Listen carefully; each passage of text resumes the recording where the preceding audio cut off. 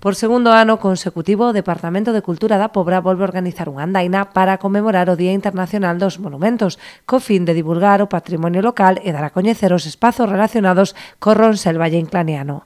A ruta, guiada polo director do Museo Valle Inclán, Antonio González, sairá ás 11:30 da mañá do núcleo histórico do Xobre.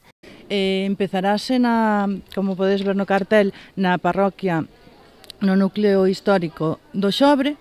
Empezarase a saída aí e se dará unha pequeniña charla onde se van a descubrir cousas moi interesantes. Logo vamos a pasar por o barrio dos Cataláns, donde tamén aí vai a ser moi breve, vale? Vai haber unha pequena sinal aí ao barrio dos Cataláns, e logo vamos a vir aquí á Torre de Bermúdez, que está detrás de min, donde tamén vai haber outra charla, e marcharemos para o núcleo histórico da Pobra do Deán.